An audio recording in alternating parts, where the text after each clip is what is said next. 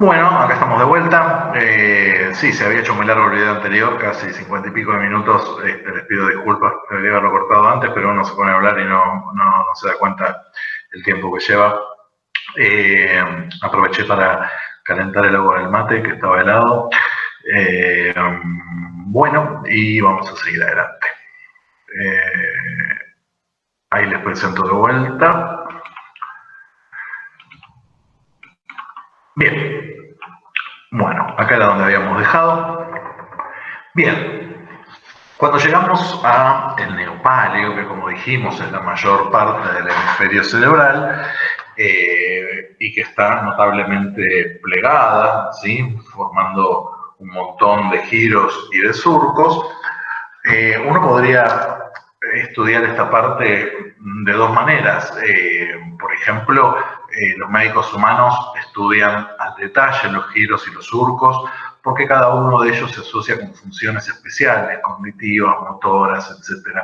En veterinaria no nos interesa hacer un estudio tan detallado y lo que vamos a hacer es simplemente dividir al neopáleo en una serie de lóbulos entre comillas, ¿sí? No corresponde a la definición anatómica estricta del lóbulo, pero bueno, se utiliza el término así, de lóbulos neocorticales que simplemente son las áreas del neopáleo que están en relación con los distintos huesos del cráneo, ¿sí? En la mayoría de las especies. De esa manera tenemos un lóbulo frontal, que es la parte que subyace al hueso frontal, un lóbulo parietal, que subyace al hueso del mismo nombre, un lóbulo occipital y un lóbulo temporal. No hay límites precisos para estos lóbulos, sino que coinciden aproximadamente con las partes que subyacen a cada uno de estos huesos, como les decía. ¿Cuál es la utilidad de hacer esto? Que estos grandes lóbulos neocorticales generalmente están asociados con funciones específicas. Por ejemplo, el lóbulo occipital está asociado con la percepción consciente de estímulos visuales. El lóbulo temporal está asociado con la percepción consciente de estímulos auditivos, ¿sí? El lóbulo parietal tiene que ver con las sensaciones generales, como por ejemplo el tacto o la temperatura o el dolor, y así. Entonces, de esa forma, uno puede presuponer un área de la corteza cerebral que está afectada a partir de una determinada signología clínica. ¿Qué quiero decir? Si tenemos un animalito, supongamos un perro o un gato con una pérdida repentina de la visión, ¿sí? Una vez que hemos descartado que el problema no está en sus globos oculares, ni en su retina, ni en su nervio óptico, o sea, en toda la vía que siguen los axones que vienen del ojo. Una vez que sabemos que todo eso está sano, si tenemos una ceguera, entonces podemos presumir que el problema está a nivel de la corteza occipital. Podría ser esto una hemorragia, podría ser esto una infección, podría ser esto derivado de un traumatismo, no importa. Pero si el animal perdió la visión y sus ojos y vías ópticas están normales, el problema sabemos que va a estar en la corteza occipital. Entonces, cuando le pidamos métodos complementarios de diagnóstico, como puede ser una resonancia magnética nuclear o una tomografía axial computada, le vamos a decir a la persona que hace las imágenes: mira, quiero mapear todo el cerebro, pero en especial el lóbulo occipital, porque por la sintomatología que tiene, el problema es muy probable que esté ahí. De la misma manera, con sorderas adquiridas o incluso congénitas, podemos atribuir el problema al lóbulo temporal, siempre y cuando el oído esté anatómicamente intacto y el nervio vestíbulo coclear también. ¿Sí? Esta es la utilidad de dividir groseramente a la neocorteza en estos lóbulos que se corresponden con los huesos, ¿sí? Bueno, cada una de las partes que hemos estudiado, les pido disculpas, eso es mi mouse, para el palio, tanto el neopalio como el arquipalio como el paliopalio, tiene fibras comisurales, es decir, fibras o axones de sustancia blanca que van a estar comunicando el lado derecho con el lado izquierdo, ¿sí? La gran comisura del neopalio es el cuerpo calloso, ¿sí? Una estructura que está comunicando el neopáleo del lado izquierdo con el neopáleo del lado izquierdo. La comisura del arquipáleo, acá en verde, es esencialmente o está en el fornix, ¿sí? Que tiene fibras comisurales que separan al arquipáleo de un lado con el arquipáleo del otro. Y para comunicar el paleo-paleo, es decir, la parte basal de un lado y del otro, existe, ven acá este pequeño circulito, es un haz de fibras blancas que están comunicando el lado derecho con el izquierdo, está ubicado inmediatamente por rostro ventral de la adherencia intertalámica, ¿sí? Se llama comisura rostral, y la comisura rostral son las fibras comisurales del paleo-paleo, ¿sí? Entonces, cuerpo calloso, comisura del neopáleo, fornix, comisura del arquipáleo, y la comisura rostral es la comisura del paleo-paleo.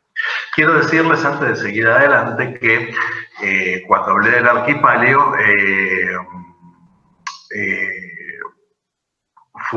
cuando hablé, sí, del arquipáleo concretamente, simplemente nombré a su estructura más relevante, que es el hipocampo, pero de ninguna manera la descripción se agota ahí. El rinencéfalo es mucho más complejo, ¿sí? Por ejemplo, entre el cuerpo calloso y el fornix hay una pequeña capa de tejido mínima que separa el hemisferio, el ventrículo lateral izquierdo del derecho, que recibe el nombre de septum telencefálico, ¿sí? O septum pellucidum, y en otro tipo de animales distintos de los que estudiamos nosotros, esa región no es simplemente una pequeña telita que está separando ambos ventrículos laterales, sino que es una zona muy celular, ¿sí? Y en esa zona, que se llama área septal, están una serie de núcleos grises internamente, que son los núcleos septales, que son muy importantes. En los mamíferos el área septal no está ubicada ahí, sino que está ubicada en un área más o menos, esta que estoy señalando con la flecha, muy mal definida, y por lo tanto a toda esa área septal la obvié, ¿sí? También obvié otras estructuras mucho más complejas, como el inducium gricium y una serie de estructuras que tienen que ver también con el arquipáleo, y que por una cuestión acá de, digamos, simplicidad, de no complicarles demasiado la existencia, solamente lo restringimos a describir el hipocampo, que es la estructura más visible, ¿sí? Bueno. Y por último, dijimos que teníamos un área que se llama subpáleo, que incluye a todas esas masas de sustancia gris que no tienen estructura laminar y que llamamos comúnmente núcleos grises de la base o cuerpo estriado, ¿sí? Esos núcleos grises de la base, el único que se observa bien con una estructura muy neta, ya vimos, es el núcleo caudado, que está ubicado en el piso del cuarto ventrículo, pero no es el único de los núcleos grises de la base. Los núcleos grises de la base se observan a simple vista, mejor se observan con cortes teñidos, pero a simple vista, ya van a ver cuando hagamos la parte práctica, se pueden observar, ¿sí? Y son el núcleo caudado, que lo vemos en relación al piso del ventrículo lateral, acá está el ventrículo lateral de un lado y del otro, esto es un corte transversal, ¿sí? El otro de los núcleos grises de la base, este que estoy señalando acá, recibe el nombre de núcleo lenticular, ¿sí? El núcleo lenticular está formado por dos partes, que se llaman así, putamen y globo pálido, ¿sí? Putamen y globo pálido son las dos partes que constituyen todo este núcleo, que es el núcleo lenticular. También tenemos un núcleo hacia lateral del núcleo lenticular, este que estoy señalando acá o acá, ¿sí? Que recibe el nombre de claustro. Y por último, por encima del lóbulo piriforme, tenemos uno más de estos núcleos grises de la base, que es el núcleo amigdaloide o amígdala simplemente. Estos núcleos están separados por fibras de sustancia blanca, ¿sí? Lo que les da ese característico al conjunto, ese característico aspecto estriado, y por eso el nombre también de cuerpo estriado, para referirse a los núcleos grises de la base. Las fibras de sustancia blanca que separan a los núcleos grises de la base tienen un nombre. Por ejemplo, las fibras que están separando al núcleo caudado del núcleo lentiforme reciben el nombre de cápsula interna. La cápsula interna está formada por fibras de proyección, es decir, aquellas que ascienden desde el tálamo hacia la corteza o las que descienden hacia el tronco encefálico, ¿sí?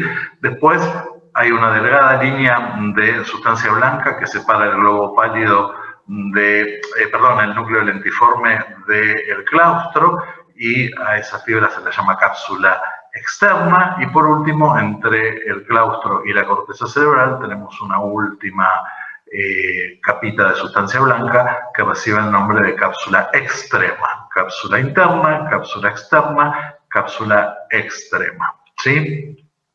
Acá tenemos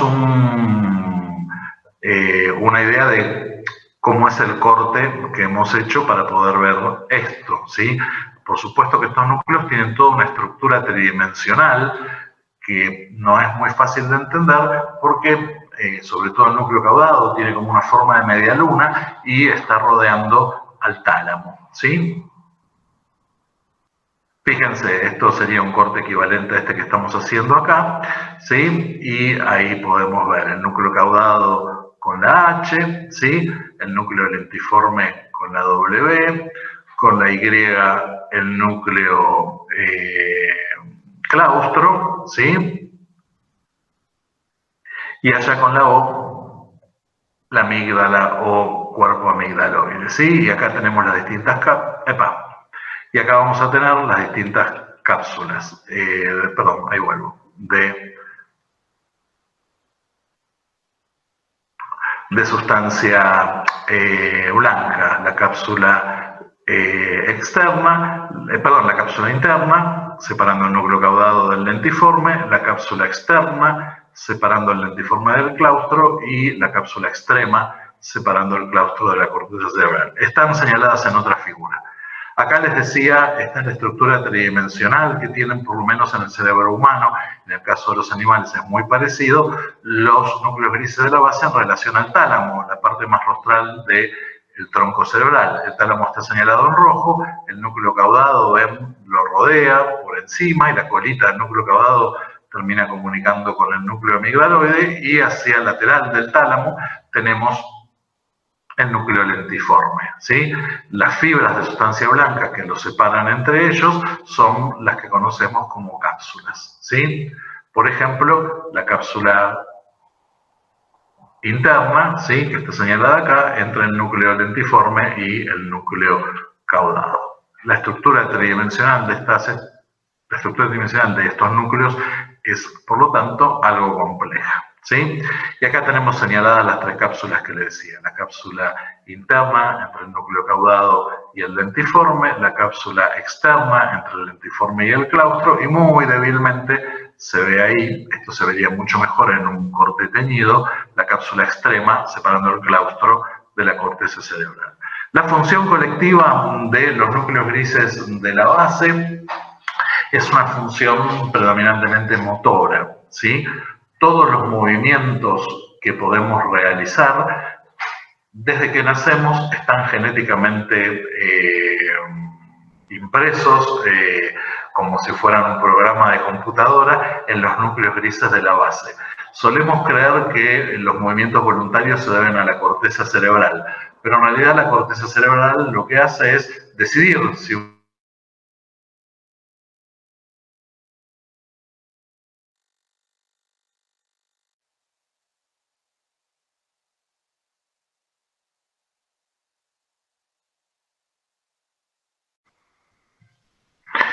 Bueno, como suele pasar, el video anterior se cortó en un momento y yo no me di cuenta y seguía hablándole la nada. Así que bueno, no sé si puedo unirlo todo en un solo video, verán un saltito y sigo adelante, y si no habrá un tercer video. Lo siento mucho, pero me quiero matar. Bueno, allá vamos. Les estaba diciendo cuando se cortó que los núcleos grises de la base tienen programado genéticamente cualquier tipo de movimiento que un animal puede realizar. En realidad la corteza cerebral decide si un movimiento se va a realizar o no, pero el programa que utiliza para ejecutarlo está en los núcleos grises de la base. Por lo tanto, la corteza, una vez que decide realizar un movimiento, le envía información a la orden a los núcleos grises de la base de que lo ejecuten, y ese programa motor que está incluido en los núcleos grises de la base se ejecuta enviando órdenes hacia el tronco encefálico y la médula espinal para que se realice el movimiento correspondiente. El cerebelo es el que mide, como vamos a ver después, todo lo que es el ajuste de esos movimientos. Por lo tanto, cuando los núcleos grises de la base no funcionan adecuadamente o tienen una patología, esto se traduce en sintomatología motora. Quizás la enfermedad que más conocen ustedes asociada con esto es la enfermedad de Parkinson, que es un trastorno degenerativo de los núcleos grises de la base, que se caracteriza por la falta de un neurotransmisor, que es la dopamina, y que se traduce clínicamente en temblores, ¿sí? Algo similar puede pasar en los recién nacidos si tienen ictericia, es decir, una cantidad normal de bilirrubina en sangre. A veces pasa esto cuando el grupo sanguíneo de la madre y del feto no coinciden, entonces el animal recién nacido puede presentar ictericia en sus primeras horas de vida, y si esto no se corrige rápidamente, esto puede ocasionar un daño permanente en los núcleos grises. En los adultos no pasa esto cuando hay ictericia, porque hay una estructura que se llama barrera hematoencefálica, de la que vamos a hablar más adelante, que lo impide, pero eso todavía no está desarrollado en los recién nacidos. Así que, bueno, esta es la función primordial entonces de los núcleos grises de la base. Bien, y nos quedaba hablar un poco sobre el cerebelo. El cerebelo no tiene nada que ver en cuanto a vesícula con el telencéfalo. Sabemos que es parte del rombencéfalo, concretamente el metencéfalo dorsal. Hasta ahora lo mencionamos simplemente como techo del cuarto ventrículo, pero no lo describimos en detalle.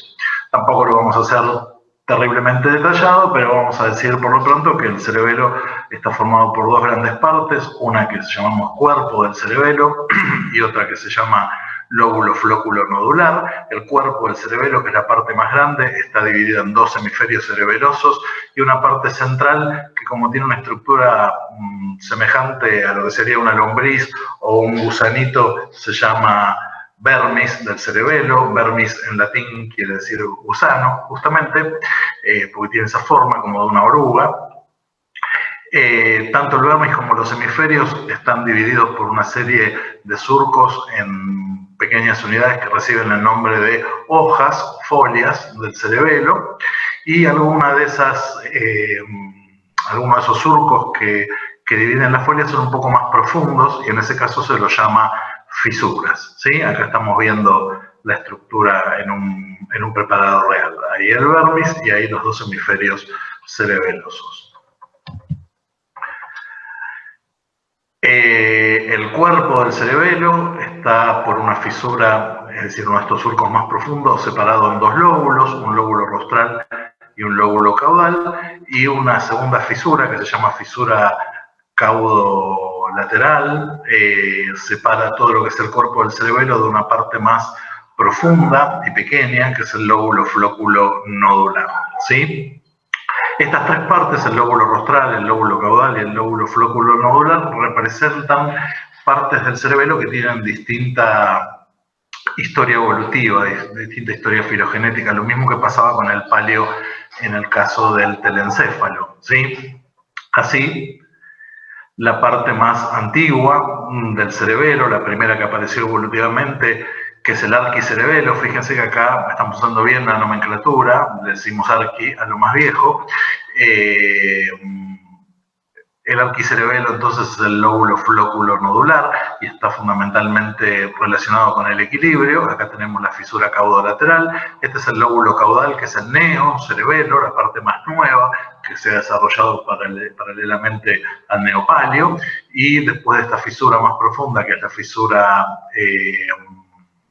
primaria, tenemos el lóbulo rostral, que es el paleocerebelo, es decir, la parte del cerebelo que es de edad evolutiva intermedia. Esto es un cerebelo humano y decidí ponerles una foto porque las estructuras son mucho más notorias que en el encéfalo de los mamíferos domésticos. Acá tenemos el puente, que es muy grande en el tronco encefálico humano. Acá está la médula oblonga, esto es el cuarto ventrículo, ahí tenemos el velo medular rostral, la continuación del cuarto ventrículo con el acueducto mesencefálico, y bueno, el arquicerebelo, la parte relacionada con el lóbulo flóculo nodular, tiene que ver con la regulación del equilibrio.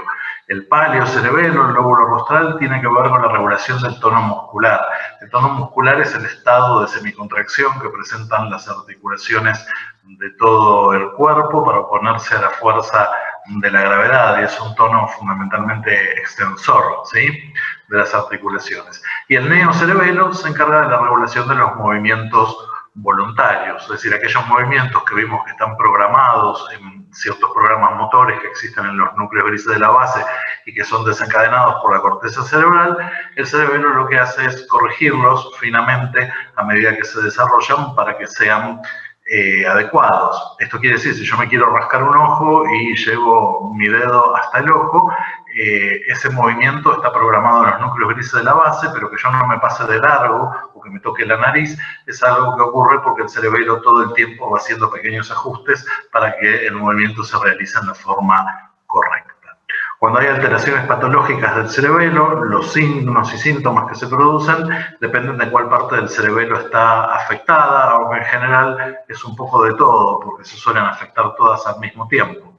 Así, si está afectado el arquicerebelo, lo que hay son trastornos del equilibrio, el animal se cae de costado, no puede permanecer en estación, tuerce la cabeza, incluso puede hacer movimientos en espiral, puede tener vómitos porque se marea, ¿sí? Cuando lo que está afectado es el paleocerebelo, lo que ocurre es una alteración del tono muscular con predominio de la extensión de las articulaciones, entonces el animal camina embarado, pisando huevos, se dice, y cuando se afecta esencialmente el neocerebelo, lo que hay son errores de medición en los movimientos, que se llaman dismetrías, como sería pasarse de largo o hacer más corto un movimiento. En el caso de un perro, por ejemplo, que quiere ir a tomar agua y que en su tachito de agua, en lugar de introducir la cabeza en el tacho de agua, se pase de largo o no llegue. También que haya movimientos de temblor intencionales, se llaman así porque el animal no tiembla, pero sí tiembla en el momento en que está realizando un movimiento. Fíjense que el cerebelo tiene una estructura similar al telencéfalo en el sentido de que tiene sustancia gris externamente en una corteza, la sustancia blanca internamente. La sustancia blanca forma como un dibujo arborizado, ¿sí?, que recibe el nombre de árbol de la vida porque se parece mucho a las ramitas de este arbolito, ¿sí? Y por último también hay núcleos internos, que son los núcleos cerebelosos, ¿sí?, que son acúmulos de sustancia gris que están en la parte interna. Estas tres partes del cerebelo se han desarrollado paralelamente con las partes correspondientes del encéfalo, ¿sí? El arquicerebelo con el paleopalio, el paleocerebelo con el arquipalio, y recuerden ahí por la inversión de nombres, y el neocerebelo con el neopalio. Bueno, esto me parece que es todo lo que necesitan saber respecto a la estructura del cerebelo. Y bueno, basta, se terminó. Por lo menos se terminaron los temas que entran para el parcial y el recuperatorio. Les recuerdo que va a aparecer después un video adicional sobre la irrigación del encéfalo, cortito, y otro más sobre ojo y oído. Estos temas ambos, ojo, oído y por un lado y irrigación del encéfalo por el otro, son temas que entran para el final y que por lo tanto, por eso los vamos a incluir en el aula para que también tengan clases de ellos. Bueno, me despido por ahora. Nos vemos seguramente en el repaso antes del segundo parcial.